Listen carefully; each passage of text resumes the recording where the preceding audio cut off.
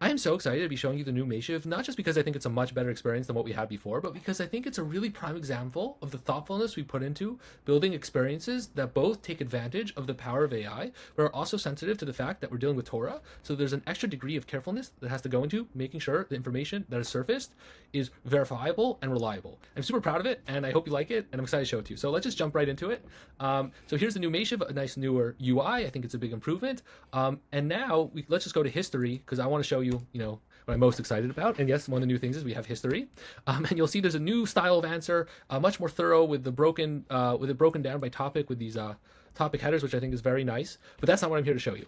What's really cool is you'll notice is that there's two types of text here. There's plain text, and then there's blue highlighted underlined text. So what's the difference? So first, to understand how Maishiv works, is it doesn't just search the general internet or use its LLM's baked-in knowledge to answer your question. It only answers your questions from the documents and Sofer.Ai transcripts that you provide to it. And you provide this information in the knowledge base here, right? You could go to add documents and click to add a Sofer.Ai transcript, and now it will live in your knowledge base. And when you search, it will be available to the AI to use that information to answer your question.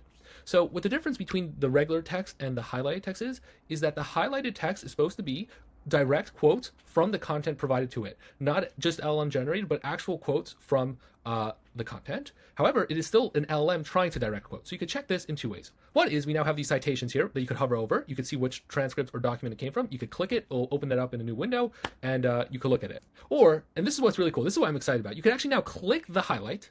It will bring you to the context from which this quote was taken. And this is not LLM generated. This is actually pulled from the original document, the text from there, not using AI. So this is 100% actual text that's in your knowledge base. And you could verify from the context. Whatever's bolded here means it was quoted above as a direct quote in serving your answer. But that's not even the coolest thing. The coolest thing is you can look for it, and you can find the quote that you heard, or that was in the answer, and you can actually click, and it will play the audio from there. So let's click this. And the question that many of the Mefarshim asked is, how do we know this is the Ben Russia? He just asked a question, Ma ha'avoda hazo slachem? What is this avoda for you?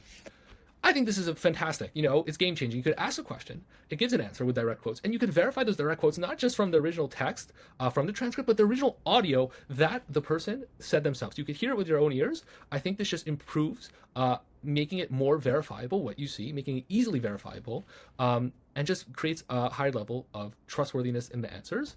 Of course, depending on the context of the question, you might have to open up the whole document to look into it more and, see the context. You shouldn't always just rely on the snippet that you see. But I still think it's a fantastic tool for finding information in a vast corpus of documents. That's why I want to show you the main innovation there. The other really cool thing that we did, you saw that we now have history. So you could we saved your question history and answer history. You can click it, it'll load it back in. And the other big feature that we added is now you can auto add future transcripts. So before, you would always have to remember to manually add the information that you want to be added into your knowledge base. And you transcribe something and you go a few days, and then you want to use Maishiv and you forgot what you added, not add, you have to go back. So now you could just click on, you could toggle right here. Do you want to auto add any future transcript that you create with Sofer.Ai? So if you turn this on, and I recommend it if you're interested in the Maishiv feature, you turn it on, and anything you transcribe will automatically be added to the context. You can ask questions about it, which is just ease of life type of nice feature. And what's also really fantastic, the last big change is we opened this up to the free tier. So now anyone in Sofer.Ai can have access to trying this out, using it, playing around with it. We just have different limits for the different tiers and all that, but everyone can try it out now. I hope you enjoyed. Please, would love to hear your feedback. And I think this is really fantastic. I think this type of interaction could be a really, I hope is inspiring to other builders for building, responsible type of AI products in the Torah space. So I hope so. And yeah, enjoy.